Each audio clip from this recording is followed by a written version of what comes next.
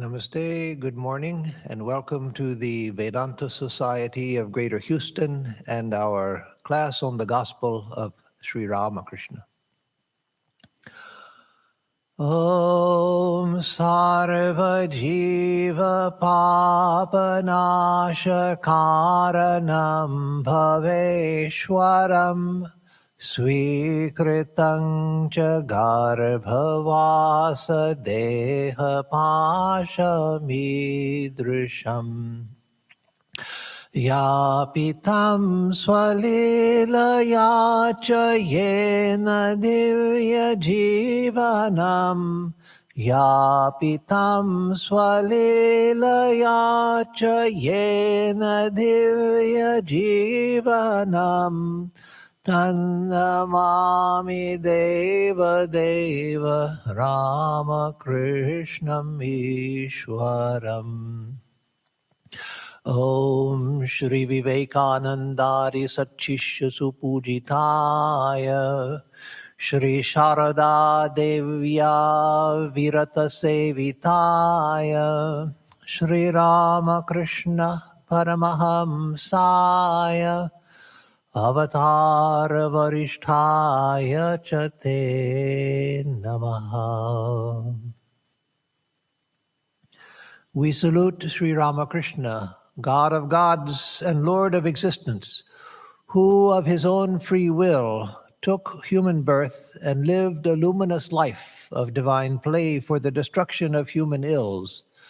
We salute that incarnation, Paramahamsa Ramakrishna, who was worshipped by pure-hearted disciples like Vivekananda, and who was ceaselessly served by Sri Sarada Devi, the Divine Mother herself. Om Tava Katamritam Tapta Jivanam Kavibhiriditam Karma Shapaham Shravanamangalam Shrimadattatam Bhuvi Grinanti Ye Bhurirajana. O Lord, your nectar-like words are praised by the wise and full of auspiciousness. They destroy the curse of evil, bring good to those who hear them, and bring new life to those who are scorched by the ills of worldly existence. Magnanimous indeed are they who spread your message.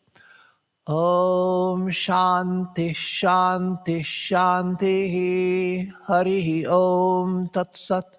Om peace, peace, peace be unto us all. So we will continue where we left off last time. And so we are on October 16th, 1883, which was a Tuesday, a few days after the Durga Puja celebration, when Sri Ramakrishna was in his room at Dakshineshwar. And we are near the bottom of page 310. So M describes or gives the narration here. In the evening, devotees from Kansaritola, Kolkata, arrived. The master danced and sang with them in a state of divine fervor. After dancing, he went into a spiritual mood and said, "I shall go part of the way myself." Kishori came forward to massage his feet, but the master did not allow anyone to touch him. So this was, again, as he says, it's evening. He's in his room at Dakshineshwar. And there had been a number of devotees in the morning and early to mid-afternoon. And in where we finished last time, it says that a number of those devotees had left. And now it's evening, and more devotees had come from a neighborhood, Kansaritola, in Kolkata. And so it says, as we see so many times in the gospel, that the master danced and sang in divine fervor, danced and sang with them in divine fervor. And but then it says, after dancing, he was in a deep spiritual mood, and he said, "I shall go part of the way myself." So what did he mean by that? We don't know. And even M, who oftentimes gives a guess as to what Sri Ramakrishna might have meant when he says something that's obscure in a state of ecstasy. Here, even M doesn't offer any explanation. And so we can imagine different things, but that's just imagination. We have no way of telling what Sri Ramakrishna was intending to say.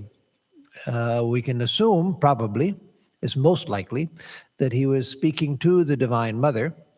Certainly he was speaking to God, but probably to the Divine Mother. That's whom he usually was speaking to in a state of ecstasy. But I shall go part of the way myself, who knows? Meaning what, we don't know. And so Kishori, one of the devotees, a close devotee that we've met a number of times already in the gospel, he comes forward to massage the master's feet, and the master won't allow him or anyone to touch him. So that's something that brings up something that is problematic to many devotees, especially Western devotees.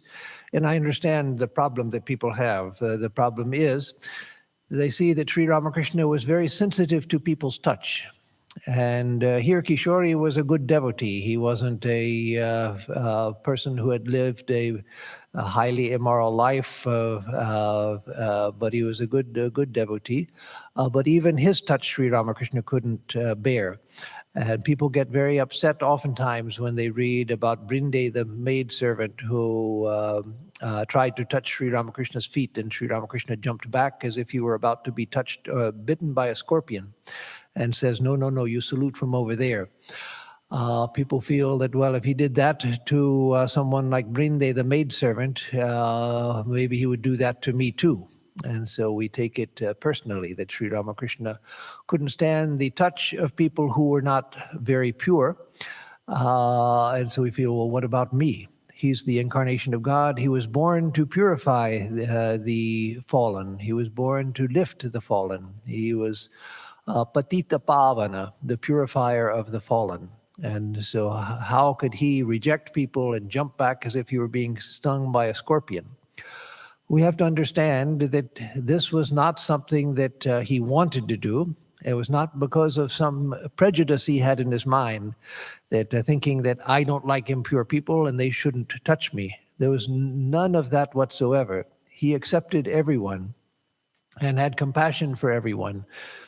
Even if he was very clear-eyed and saw people's faults and sometimes spoke about people's shortcomings in order to instruct either the person, or speaking about someone even when they're not present, it was to instruct others that this is not what you want to do or what you want to be.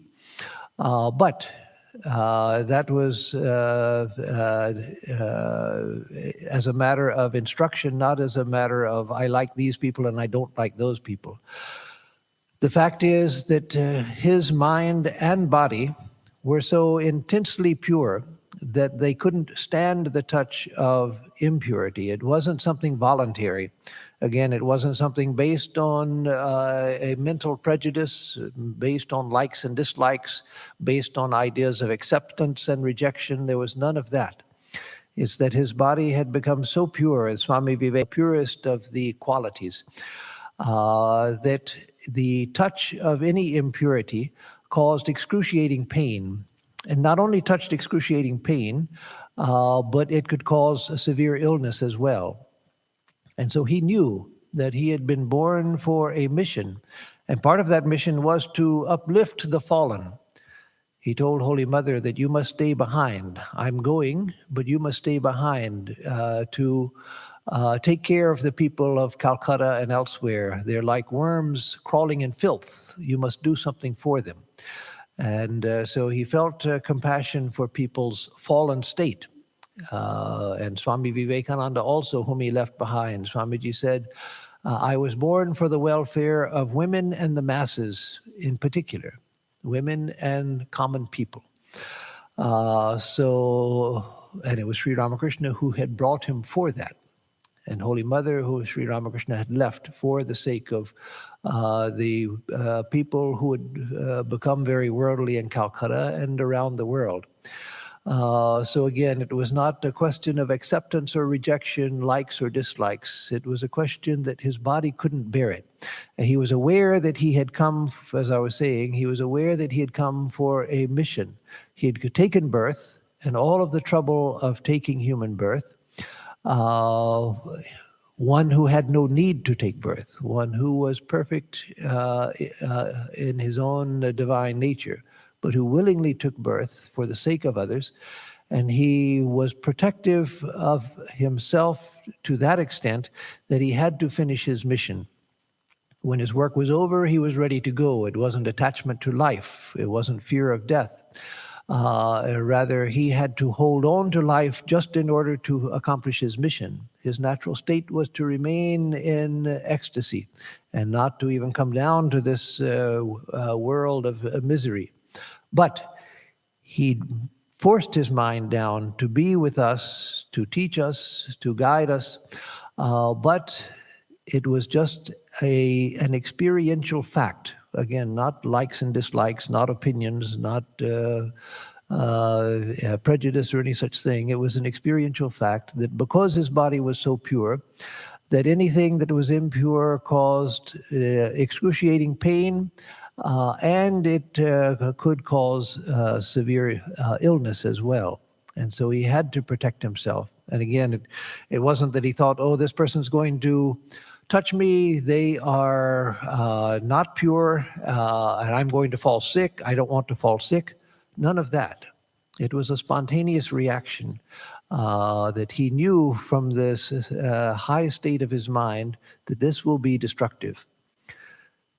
People say that, well, Jesus wasn't like that. Well, how do you know what Jesus was like? The Gospels barely tell, if you tell all of the stories of Jesus' life, it may come to 3 or 4 days. Not that it's stretched over much more time, but the incidents are just very few, and very little is known about Jesus, extremely little. And that also just the 3 years of his ministry. And of those 3 years, just a few incidents are known. That's all that's known. So what do we know of Jesus? We know that when in the crowd, when Jesus wasn't aware of it, a woman touched the hem of his cloth, and Jesus felt power draining from him. And he turned and saw the woman touching his cloth, and that's where the power was being drained from. An incarnation of God can't do that much, because if one person is able to draw power from him that Jesus himself could feel, then what if 20 people touch him, 50 people touch him? Then the very power that he had manifested, the power that he had acquired through his spiritual discipline and his realization, and which he had accumulated for the welfare of all humanity, that would be drained away just by people touching him. And so that it's silly that people say, well, Jesus wasn't like that. He accepted everybody. Well, what do you know about Jesus accepting everybody? Yes, of course. And Sri Ramakrishna accepted everybody too. But such people have to be extremely careful about contact, about physical contact, because they're in such a state that the body can't bear that kind of contact. So anyway, Kishore came forward to massage his feet, but the master did not allow anyone to touch him. Again, he didn't say, get away, you nasty person, nothing like that. It was that he realized in this state, and the disciples knew that when Sri Ramakrishna was in a high state, that only 1 or 2 of the young disciples were allowed to touch him. And sometimes even they were hesitant to touch him when he was in a state of ecstasy. So Im continues the narration. Ishan arrived. The master was seated, still in a spiritual mood. After a while, he became engaged in talk with Ishan. It was Ishan's desire to practice the Purascharana of the Gayatri. Now, Purascharana of the Gayatri, Purascharana is a particular practice which can be done with fasting. It can be done with japa, etc. It's a practice to awaken. When it's done with japa, like the Gayatri or an Ishta mantra also, it's done to help awaken the mantra. And so one takes a vow that for a certain length of time, sometimes for a year, sometimes just for a couple of months, sometimes for a year. It has to be at least 1 month or you can't even do it. You start on the new moon day by doing 1,000 japa. And the next day, as the moon is waxing, then you do 2,000, then 3,000, then 4,000, up to the full moon. After 15 days, you do 15,000 japa in a day. And the next day, with the waning of the moon, then 14,000, 13,000, 12,000, 11,000, down to 1,000. And if you do it for more than a month, which is usually done, again, it's most often done for a year, then again, you start going up and down. And so in that way, you develop your capacity for japa, coming up to 15,000 and back down to 1,000, up to 15,000, back down to 1,000. And so Ishan, whom we've met several times before, he was devoted to the Vedas and to the Vedic path. And Sri Ramakrishna would often talk to him about the benefit of, or the difficulty of the Vedic path and the benefit of following the tantric path. That is the path, not what people nowadays consider tantra, but the path of devotion to Shakti, to the Divine Mother. So Sri Ramakrishna says to Ishan, who had expressed his desire to practice Purascharana of the Gayatri, Master to Ishan, follow your own intuition. I hope there is no more doubt in your mind. Is there any? The path of the Vedas is not meant for the Kali Yuga. The path of Tantra is efficacious. So again, the Tantra means the Tantra movement in India was a vast movement which affected the whole of Indian religion, not just Hinduism. It transformed Hinduism, it transformed Buddhism, it transformed, the Sikhs have tantras, the Jainas have tantras. Every group in India was transformed by the tantric movement. And so there's several characteristics of the tantric movement. One is that they arose at a time when the Vedic symbolism was being forgotten. Even now, with lots of research, lots of scholars poring over the Vedas in India and outside of India, we still don't know, don't understand much of the Vedic symbolism. There's some like Sri Aurobindo who have done groundbreaking work in trying to recover some of the Vedic symbolism. We don't know yet, we can't say for sure whether their ideas are fully accurate or not, but they did very important and very valuable work. Much more needs to be done. But much of the symbolism of the Vedas has been lost, and it was lost in ancient times. And so the Vedas have always been highly revered, but little understood because the symbolism was forgotten. The Upanishads are different. The Upanishads were philosophical, and they were insight into spiritual reality based on principle. But the early Vedas, the earlier parts of the Vedas, are highly symbolic, and that symbolism was lost. There came a time when there was a break in the Vedic civilization, and then Hinduism began to go in a new direction. What we know as classical Hinduism began to arise, and the old ways and the old symbols were lost. And so Tantra, one of the things it did was it reinterpreted much of the Vedic symbolism and gave those old symbols a new meaning which was applicable to classical Hindu life, which was understandable to Hindu life. And so the interpretation of the Vedic symbolism in the Tantras is different from what the Vedas themselves would have meant. That's obvious to anyone who reads them.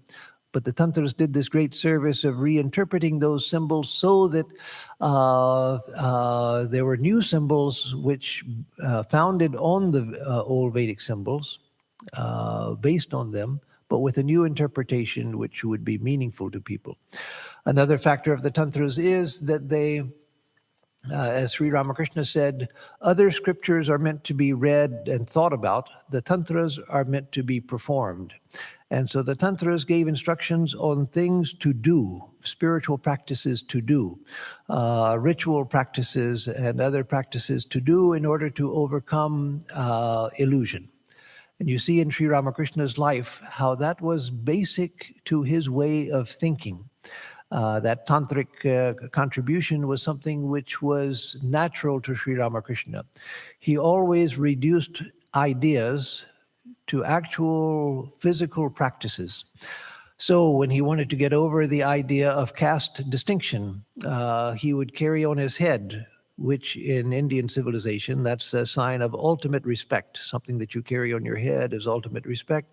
He would carry the plates, the leaf plates, which are the old Indian version of paper plates, throwaway plates, the leaf plates that poor people and low caste people had eaten from. And so in India, anything that has been eaten from is highly impure. You don't touch other people's things that have been eaten. You never go out to someone's house for dinner and taste something and say, oh, this is so nice, why don't you taste some of it? And give them your fork that you just ate from. Something that is sometimes done here. You would never do that in India because that's considered to be highly impure. What is touched your mouth is not impure for you, but it contaminates anyone else. And so Sri Ramakrishna would take these leaf plates that people had eaten from, their slobber was on, and he would carry them on his head. He would go, and at that time, in his period of spiritual practice, he had long hair, and he would take his hair and clean the latrines, which are very filthy. It's not a modern porcelain bathroom, a tiled and porcelain bathroom, extremely filthy latrine. He would go and clean with his hair of outcast people, sweepers and others, in order to get over the sense that he was better than anyone else. He would touch with his tongue the feces of people. As in India, the great outdoors was in those days the bathroom. And so all of these things, which may sound disgusting, or certainly they do sound disgusting, but that was the point. He reduced things to a physical practice. He's taking a clod of earth and a rupee coin in his hands and saying, takamati, takamati, rupee and earth, rupee and earth. Neither one will help me in the realization of God, and throwing them into the river, realizing that both are useless. Again, he reduced it to a physical practice. And so that's one of the elements of the Tantra. So that, and another part of the Tantra is, of course, the worship of Shakti, the divine energy out of which this universe has come. Even in the Shaiva Tantras, the Tantras devoted to Shiva, then Shiva this universe is the dance of Shiva. And so though it's not the worship so much of the Divine Mother, it's the worship of Shiva, but it's Shiva in his Shakti aspect, this whole universe seen as the dance of Shiva. So again, that is these things that Sri Ramakrishna is referring to when he says, the path of the Vedas is not meant for the Kali Yuga. The path of Tantra is efficacious. Let me say one other thing on a different, from a different angle on this. We always have to remember that here Sri Ramakrishna is talking to Ishan. He's talking to a particular devotee that he had taken some of his own. He had taken compassion on Ishan and was trying to guide him. You see in the passages where Ishan is mentioned in previous chapters, where Sri Ramakrishna is trying to guide Ishan forward on a spiritual path. And so Sri Ramakrishna always guided everyone according to what they needed. One of my spiritual teachers, not my guru, but a great saintly Swami that was very important in my life, he used to tell me that everything he had attained in his spiritual life, he had attained through the practice of the Gayatri Mantra. So we shouldn't take this, where Sri Ramakrishna is telling Ishan that why are you going to do the Purascharana of the Gayatri, a Vedic mantra, the holiest of the Vedic mantras, that you should follow the path of the Tantra, which is meant for the Kali Yuga. We shouldn't take that to mean a general condemnation of the Gayatri, not at all. The Gayatri is a very holy mantra, and many people have found great spiritual benefit by its practice. And as I said, this teacher of mine said that his spiritual awakening had come primarily through the practice of the Gayatri mantra. So this was meant for Ishan in his present stage of development. So Ishan says, I have almost resolved to perform an atonement ceremony. Atonement ceremony means a prayaschitta ceremony, the purification. When you do something wrong in Hinduism, then you should perform some sort of atonement, a prayaschitta. That is something to purify your mind and body and make up for the fact that you did something that you should not have done. And it can be done even for things that you didn't mean to do, but you find out later that you were involved in something you didn't even know about, but you feel bad about it. And so you can do a prayaschitta, some sort of prayaschitta.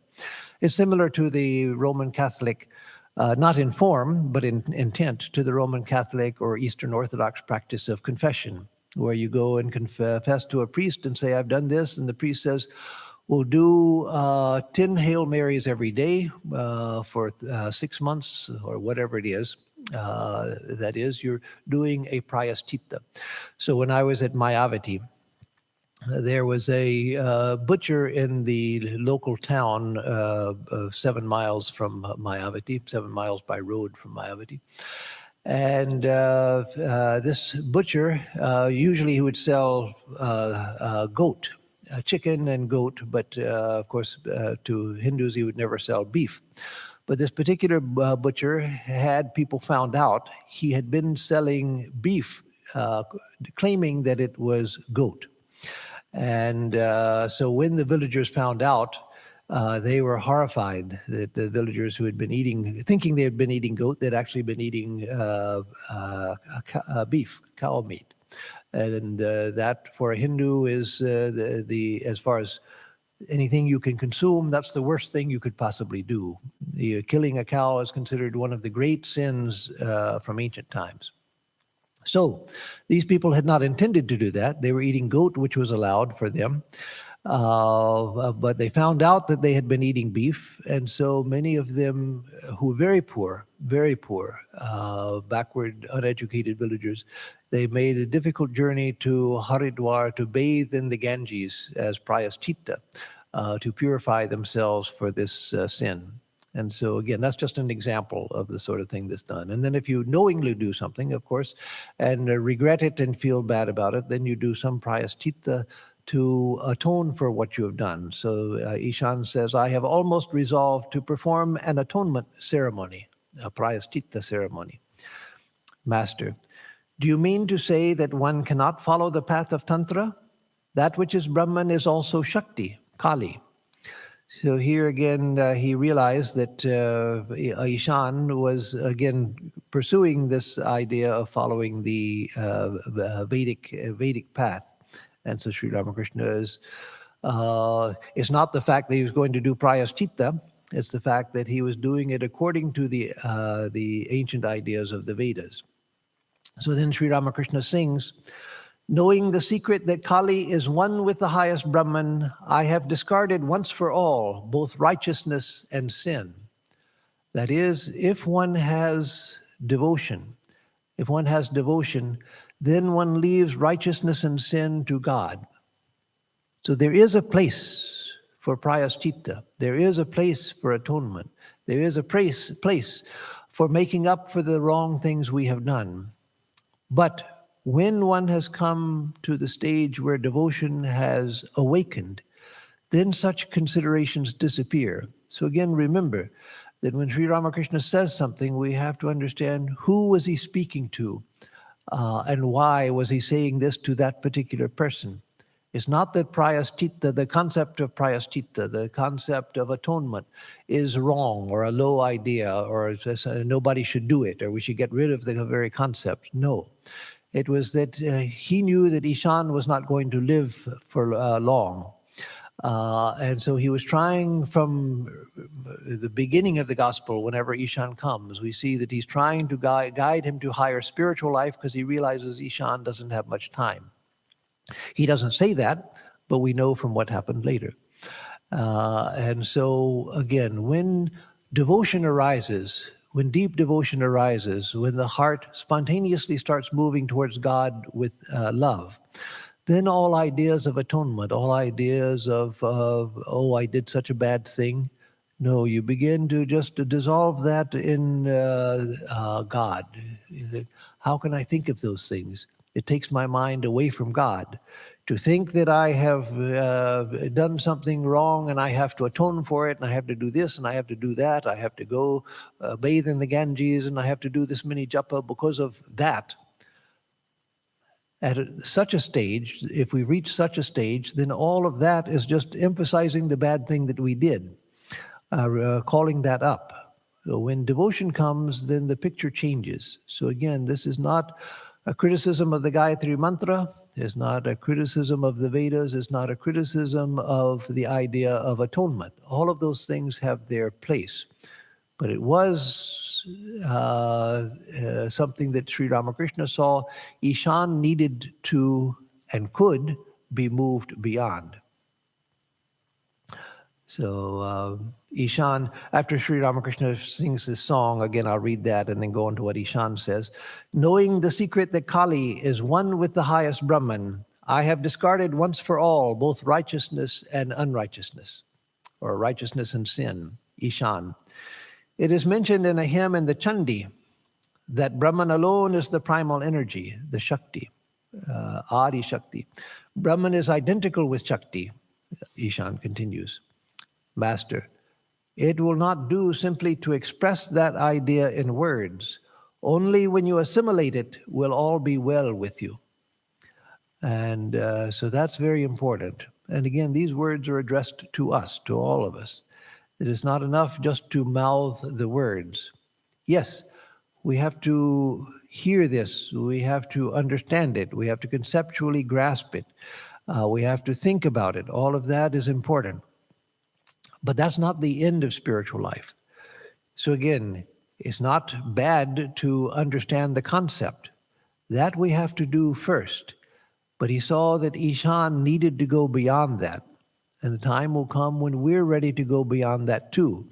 And then just talking about things, just thinking about things, just reading things, just hearing classes and things, that won't be enough. Then we have to convert it into the very substance of our understanding, so that it becomes not just a conceptual understanding, but we begin to feel it in the depths of the heart. When the heart, Sri Ramakrishna continues, when the heart becomes pure through the practice of spiritual discipline, then one rightly feels that God alone is the doer. He alone has become mind, life, and intelligence. We are only his instruments. And then he sings, Thou it is, O Divine Mother, thou it is that holdest the elephant in the mire, thou that helpest the lame man scale the loftiest hill. So we, through the purification of the mind and heart through spiritual discipline, then we come to rightly feel, as he says, that God alone is the doer.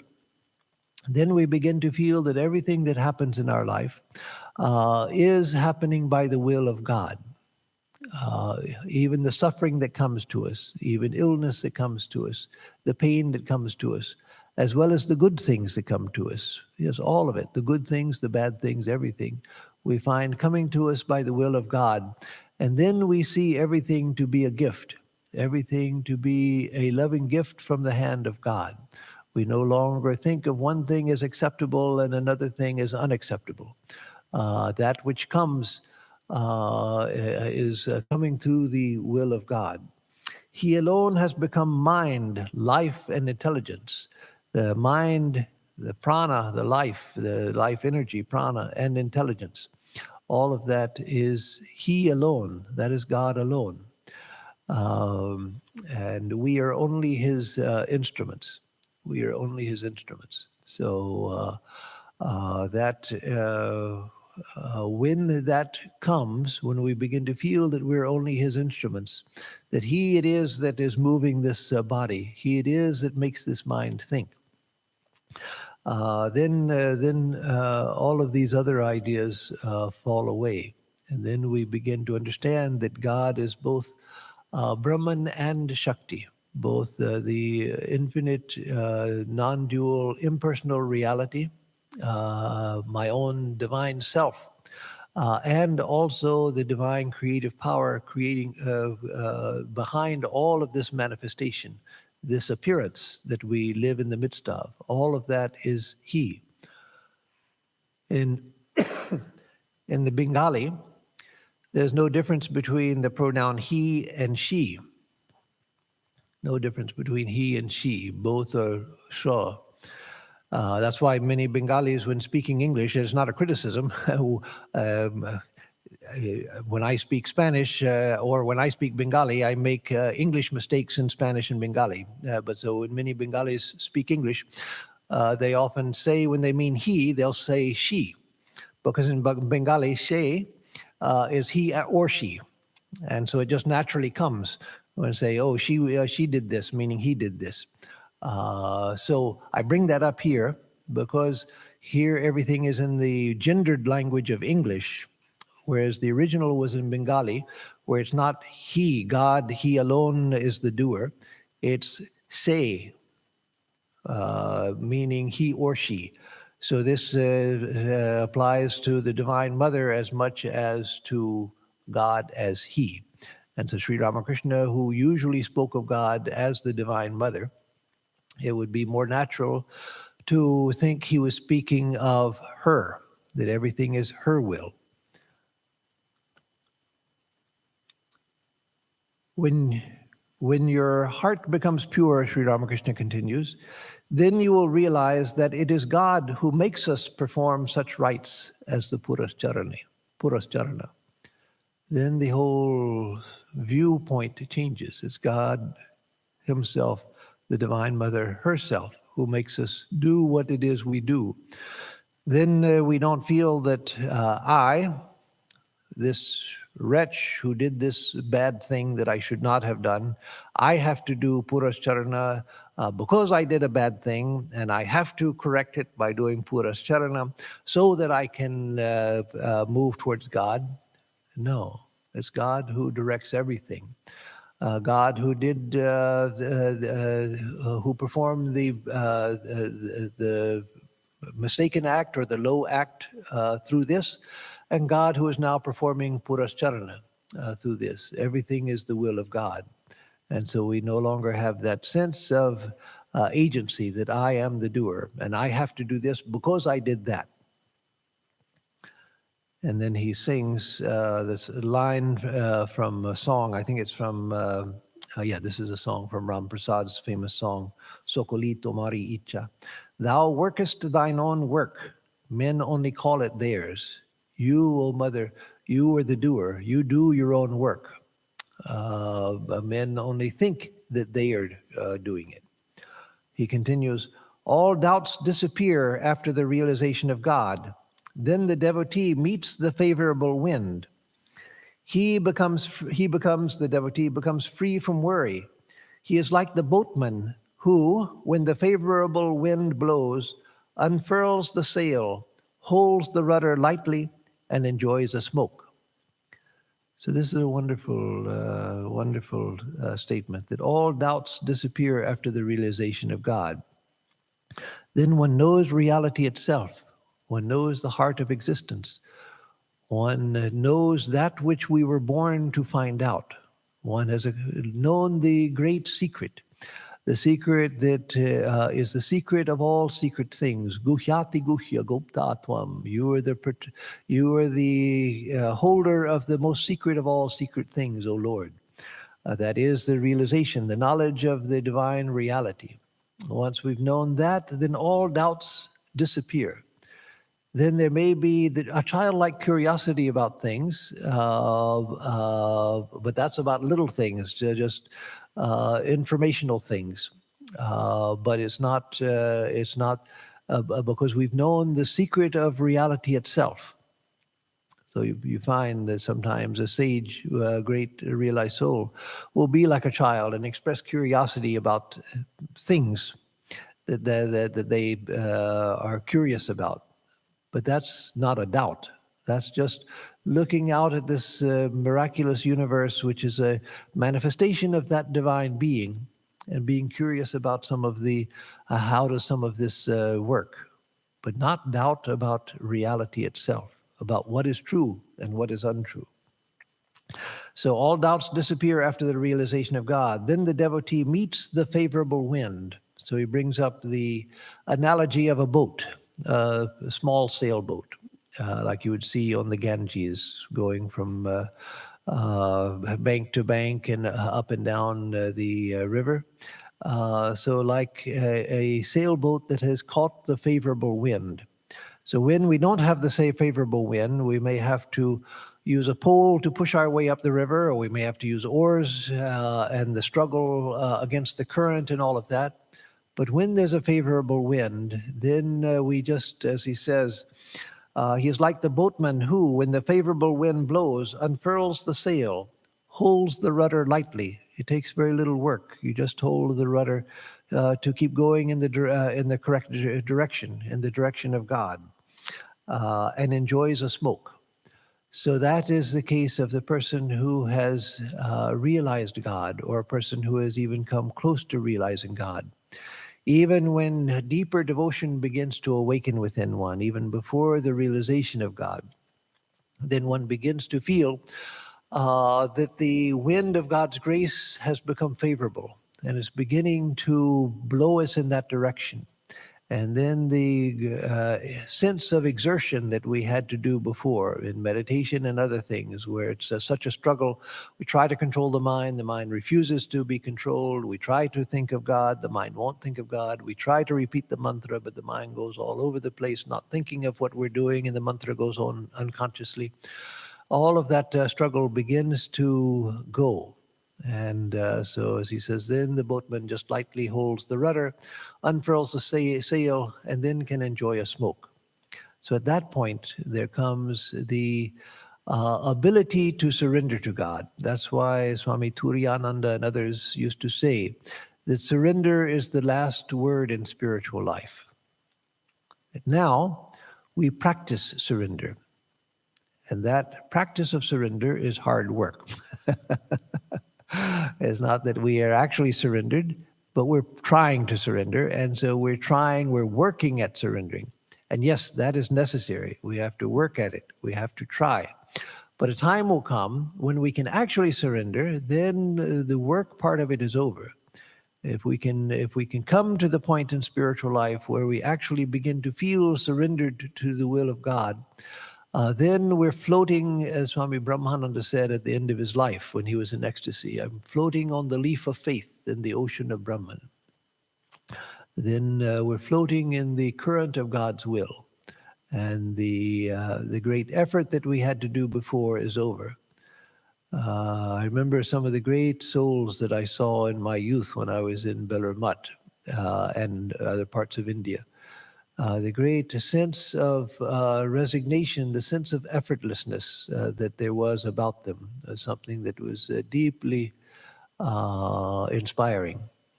And so that's what Sri Ramakrishna is speaking about. Then the narration continues, in Im's narration. Ishan took his leave, and Sri Ramakrishna talked with Im. No one else was present. Sri Ramakrishna asked Im what he thought of Narendra, Rakhal, Adhar, and Hazra, and whether they were guileless. And asked the master, what do you think of me? So Sri Ramakrishna would do this, not to gossip, saying, oh, what do you think about this Hazra character? Isn't he a character? Did you see what he did the other day? I don't like him. Do you like him? No.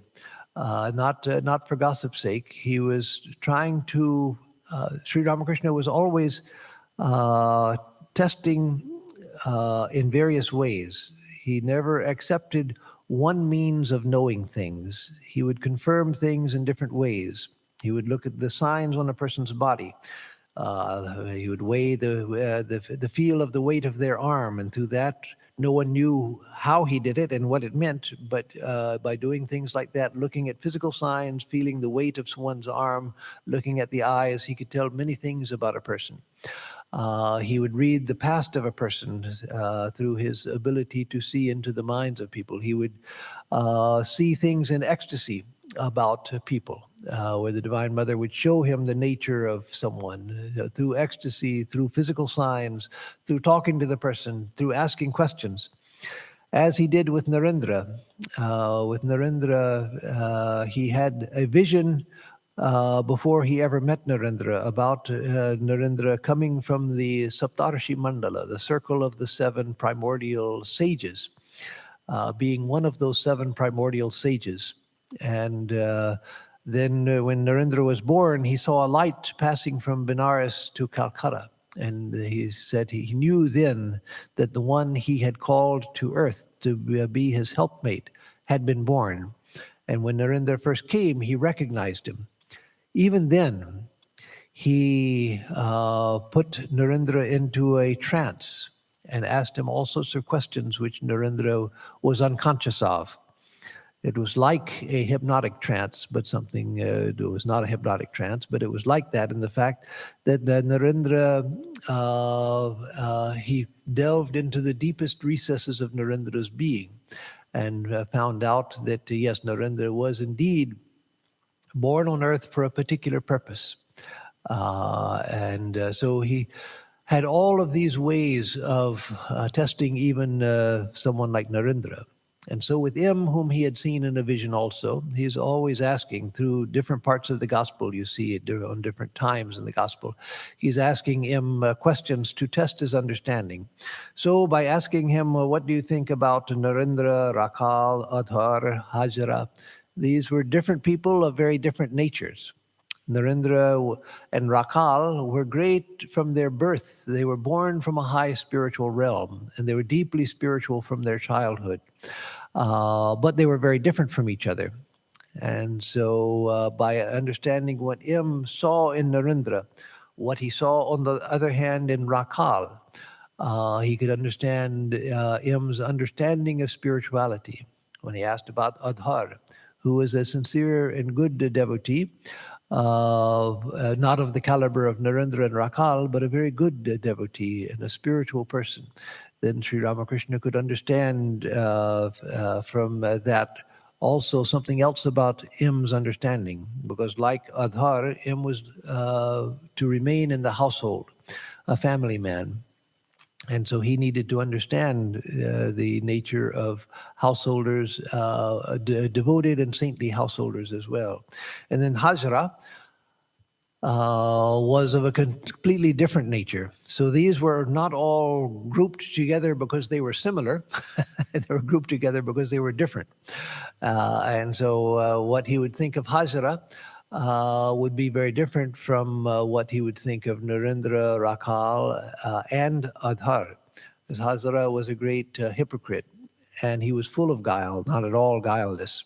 And so Sri Ramakrishna wanted to know if he could understand human nature.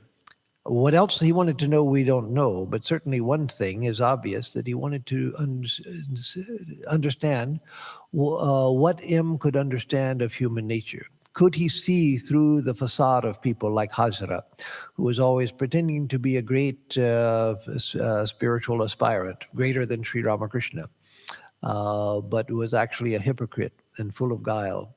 Could M see that?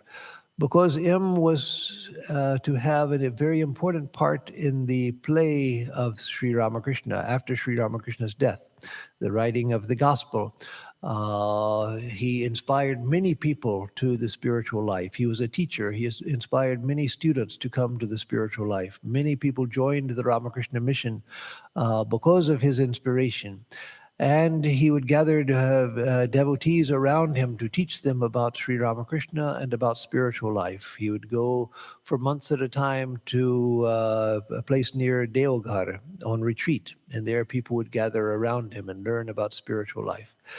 So he also was to be a spiritual teacher and very important in the work of Sri Ramakrishna. So he needed to know these things. So he asked him what he thought of Narendra, Rakal, Adhar, and Hazra, and whether they were guileless. And asked the master, "What do you think of me?" This is something that Sri Ramakrishna asks in the Gospel several times in slightly different ways, but the intent always is that, "What do you think of me?" And he would ask others who came to him, those who were to have a major part in Sri Ramakrishna's mission. He would ask them as well, "What do you think of me?"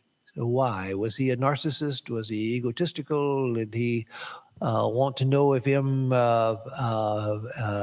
loved him enough, or was devoted to him enough, or thought that he was great? No, it was none of that. It was that he knew that people like him, people like Narendra, Rakal, and a number of others, not all of those who came to him, but a inner circle of those who came to him, monastic and lay, that they had an important part to play in Sri Ramakrishna's very purpose of incarnating. And that they could perform if they knew who Sri Ramakrishna was and what their relationship to him was. That had to become conscious, that had to become awakened, that awareness of my connection to Sri Ramakrishna, because that became the channel through which Sri Ramakrishna's power could flow, through which his power and influence and inspiration could flow. And so Sri Ramakrishna would ask that of those who were meant to have a place in his play. There were people like Nitya Gopal. Sri Ramakrishna said that he was in the state of a Paramahamsa, high spiritual state. And he came to Sri Ramakrishna many times.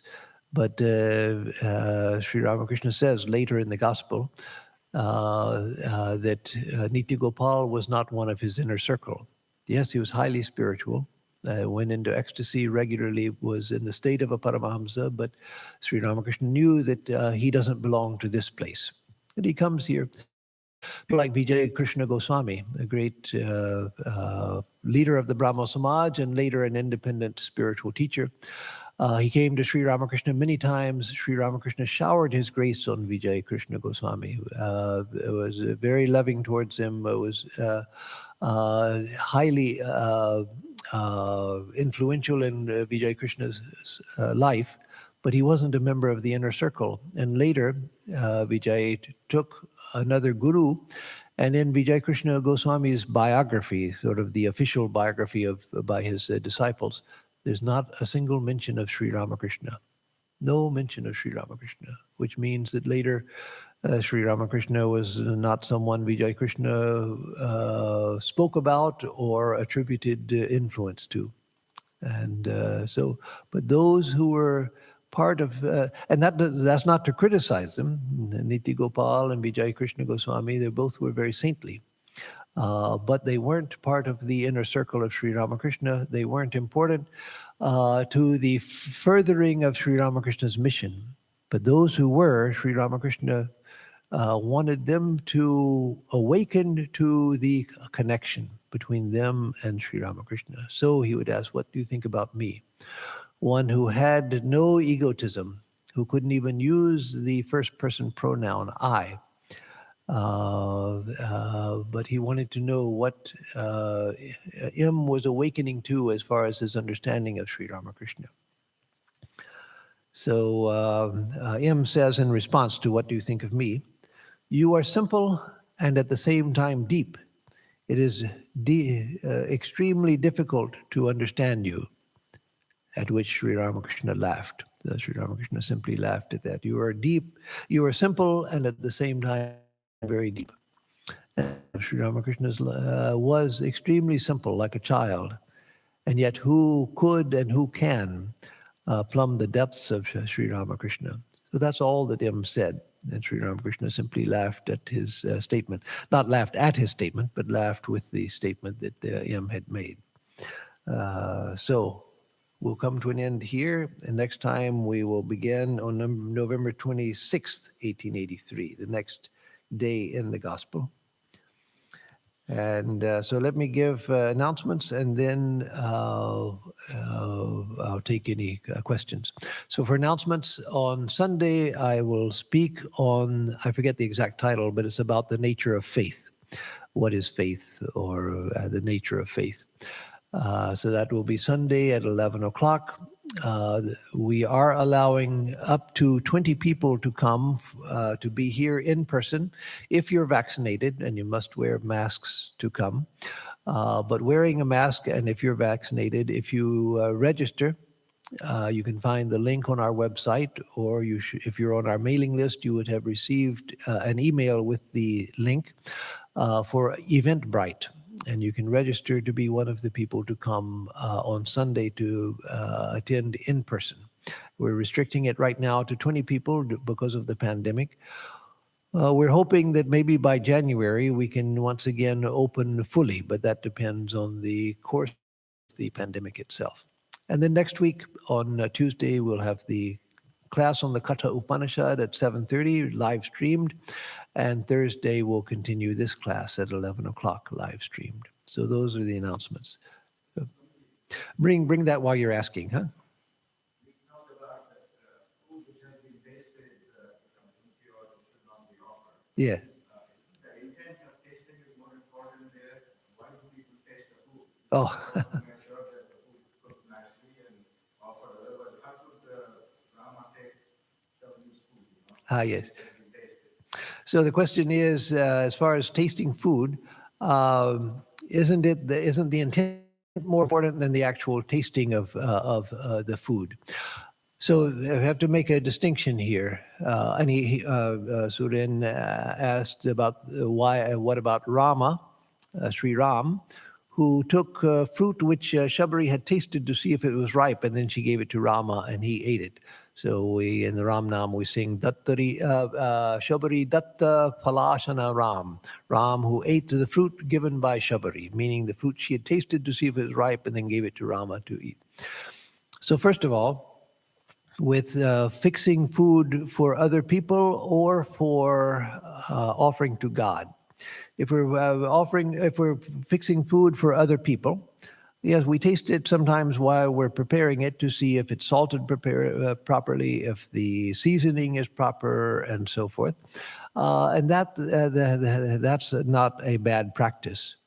But we take something and we taste it, and then we don't put the same spoon back into the dish. So that's just a tasting to see what whether the seasoning and things have come out properly, so you can adjust it before you serve to people. There, you're not polluting the dish by tasting it without again putting what you put in your mouth back into the dish. If you're cooking for God, however, something that's to be offered in a shrine, even that is not allowed. You have to get used to, if you want to offer food in a worship to God, ritually. I'm not talking about mentally, that everything that you cook, you offer to God mentally and then you eat it. Not that. That's okay.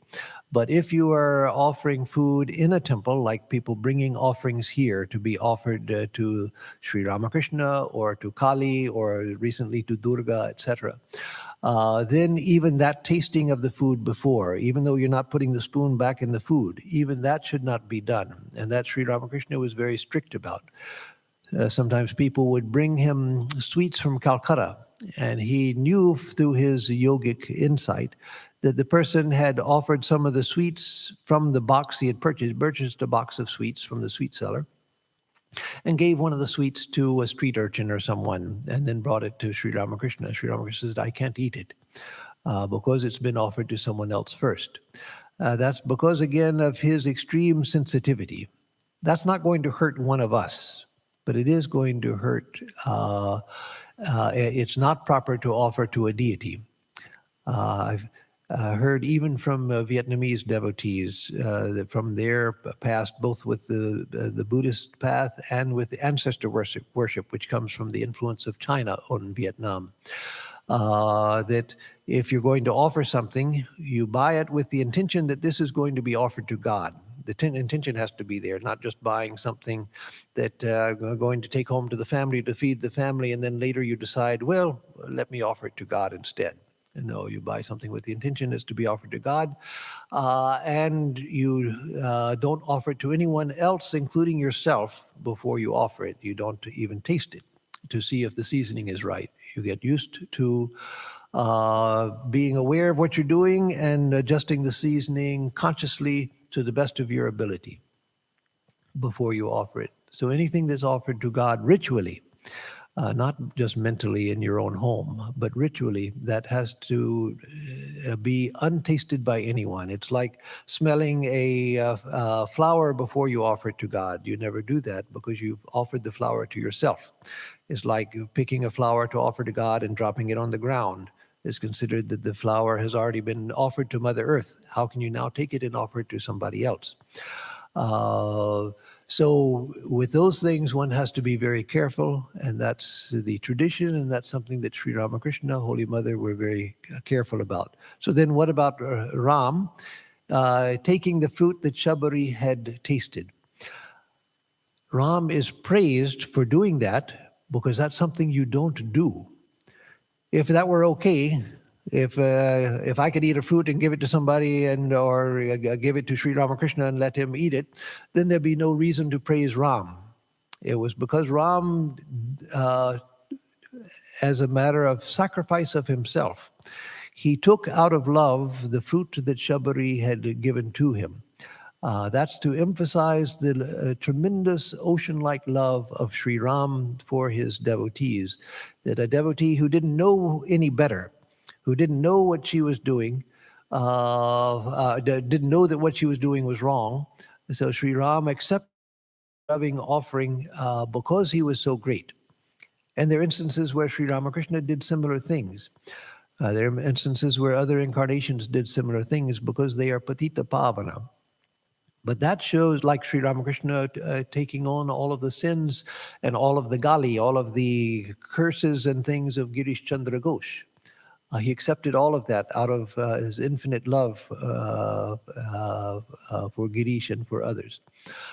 So that's to emphasize their greatness, not to say that, well, it doesn't matter if you eat the fruit first and then offer it to God. So intention is important. But the ritual aspect also is important when offering things to God. And so, if in the past we've done things without understanding, then yes, God is forgiving, as God was forgiving, as Sri Ram was forgiving to Shabari in the Ramayana. But once we know the principle involved, then we have to be careful. And that Sri Ramakrishna was careful with his devotees to teach them that, and he couldn't eat things that had been made impure. So now other questions. Who reinterpreted the Vedas as Tantra? If I understood you correctly, do all the sects you mentioned practice Tantra in the same way? No, everybody doesn't practice Tantra in the same way. That's why there are many Tantras, and there are Vaishnava Tantras, there are Shaiva Tantras, there are Shakta Tantras, there are Buddhist Tantras, there are Jaina Tantras, there are Sikh Tantras. There are Tantras of all, there are many different Tantras, but there are certain characteristics, which I already mentioned, which are defining characteristics of the Tantras. And so, who reinterpreted the Vedas as Tantras? That nobody knows. Who wrote the Vedas? Nobody knows. Who wrote the Upanishads? Nobody knows. Who wrote the Tantra? Nobody knows. They're attributed to Shiva himself teaching Parvati. But as far as human authorship, who actually composed the Tantras, that no one knows. So if mantra is meant to be recited with every step, what is the benefit of Purascharana? Another good question. All of these are good questions today. Yes, we should try to do mantra all of the time. And if we emphasize that, then that's enough. You don't need to do Purascharana. But Purascharana is just a help towards getting there.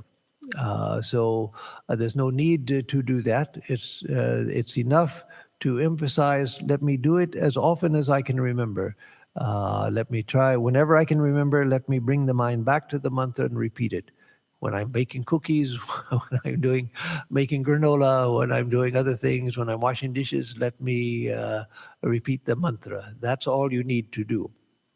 But if you feel that I need a boost, I need to push myself forward, then that's the only thing that Purascharana is meant for. Just then, so this is the end of the questions. So let me just, on the subject of Purascharana, mention one other thing, just for interest's sake. This is just for curiosity. It's not that I'm recommending anyone do it. But there's another form of Purascharana, which is Purascharana fasting. And in that, one takes a full meal, what you consider for yourself, a full, filling, satisfying, completely filling and satisfying meal, not stuffing yourself like at Thanksgiving, but a good, fulfilling meal where you're not hungry, no hunger left, you're fully satisfied. You take that amount of food, you divide it into 15 portions. And then, starting on the new moon day, then you take one of those 15 parts. That's all that you eat during the day. Second day, as the moon waxes, you eat 2 of those, and then 3 of those up until the full moon day. You eat the full meal of 15 parts. And then again, you cut back to 14, 13, 12, 11, until you get back to just one part. And then again, you go up and then you go down. So again, I'm not recommending that. That's a very physical practice. I'm sure it has its value. Those who like to fast generally take up things like this. I only mention it just for interest. I'm not recommending anyone do it. It's a rather extreme practice. But again, those things have their place also. They have their value. But these things are just meant to give us a push, so they're not necessary. Okay, so let me give a closing chant. Om Niranjanam Nityam Anantarupam Bhaktanukampa Dhrita Vigraham Vai Ishavataram Parameshamidyam Tam Ramakrishnam Shirasa Namama. We bow in adoration to Sri Ramakrishna, who is stainless, eternal, infinite, the worshipful Supreme Lord, who took on human birth out of compassion for all. Om Shanti Shanti Shanti Hari Om Tat Sat. Om peace, peace, peace be unto us and to all the beings of the universe.